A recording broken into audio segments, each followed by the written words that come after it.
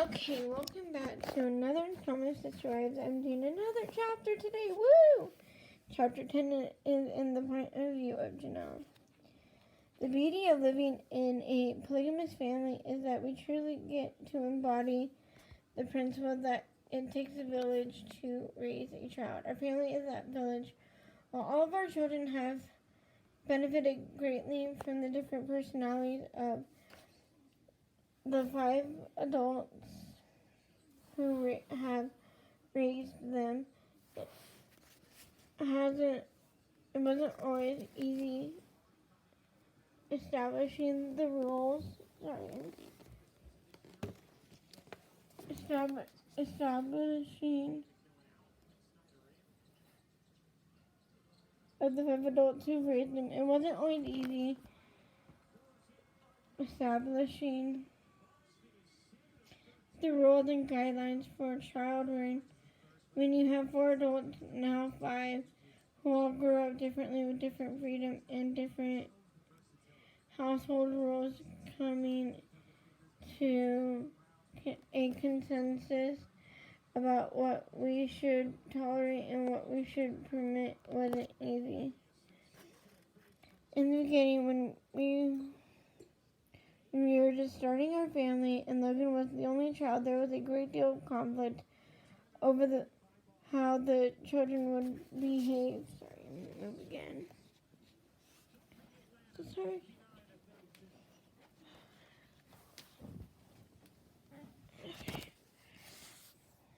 Okay.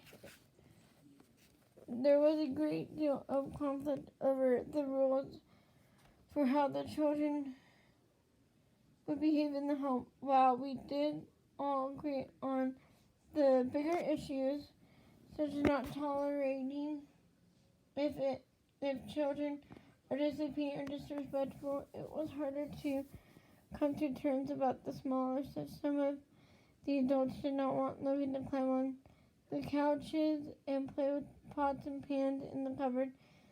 Being an adventurous child, Logan was eager to do these things. I was a permissive mother and allowed him to climb and crawl where he pleased. I wanted him to explore as much as he could as long as he wasn't putting him in harm's way.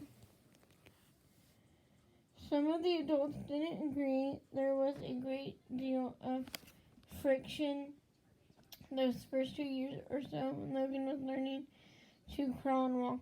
Like any parents, we were perhaps a little too overprotective with the very first baby.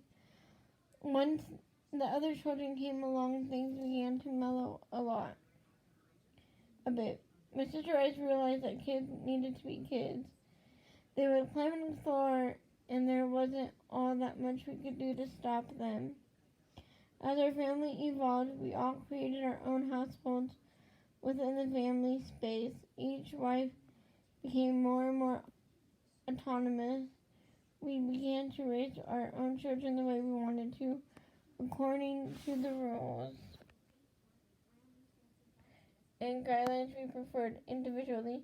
When children visit another mother in the mother's house, there were that different rules are in place. For example, in Mary's house, the children know they cannot roughhouse to the same degree they can in Christine's or mine. One way is not worse than the other, it's just different. The children have learned to respect each mother and act appropriately in her respective household. But with the difference in rules between the houses, we still have to come to a consensus on the bigger, more universal issues. For example, we all agree on what constitutes disrespect. If any of the children, mine specifically, or those of my sister wives, are acting in a manner that is rude, harmful, or disobedient, any of the mothers is well within her rights to correct that behavior, usually with a scolding. I feel like a transgression that requires more than a scolding is sometimes for the individual mother and Cody to handle. I will alert my sister wife that I have observed a problem, but then leave it to her to handle as she needs to. The downside for our teens especially is that there is always a parent who could be watching. We joke with the kids that we have eyes and ears everywhere because often we do. For example, recently I was running errands and observed one of our kids walking on the street quite a distance from home because it seems out of the ordinary, and because we parents communicate frequently, I knew that this teen was usually supposed to be somewhere else at this time. A quick phone call to my sister's wife confirmed that this was okay for this teen to be in this unusual place, but if not, well, it's accountable time for that child. When the children were younger, it was easier to cross-discipline them. The rules of behavior are a little more black and white when transgressions are things such as lying or fighting. As the children have become teenagers, I find it a little bit more difficult to interfere with the way in which one of my sister wives manages things.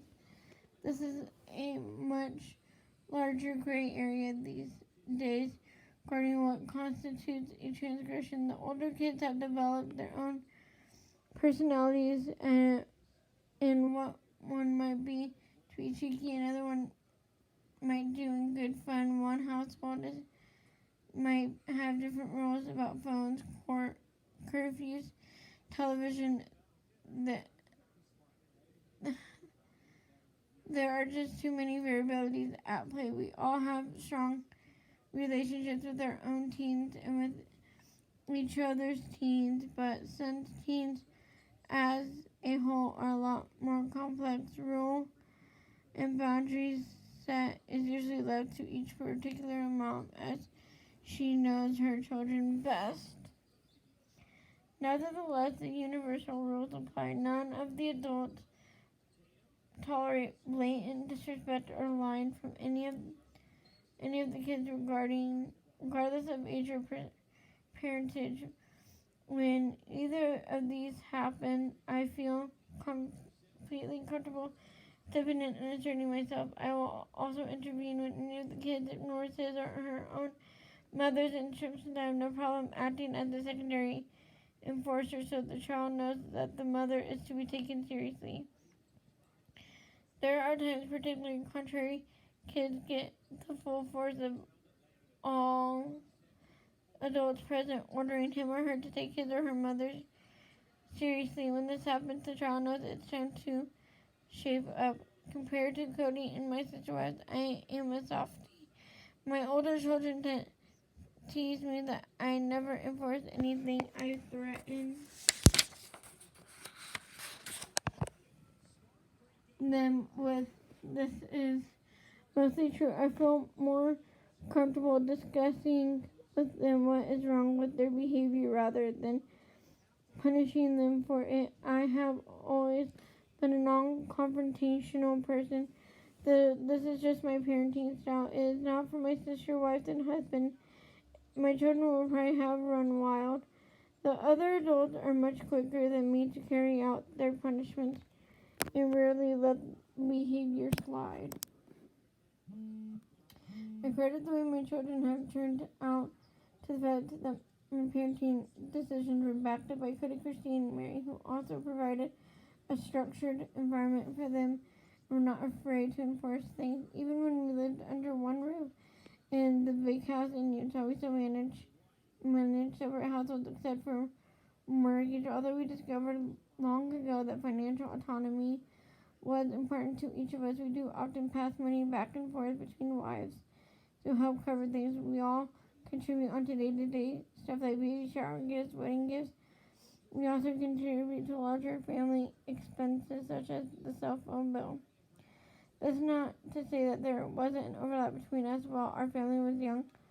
Christine and I especially worked together and helped each other out financially as well as with meals and errands. When we lived in the big house, Christine and I usually did the bulk of our shopping together. It just made sense. Our kids are the same ages and like to eat the same things. On the days I was working, Christine usually made dinner for both my kids and her own.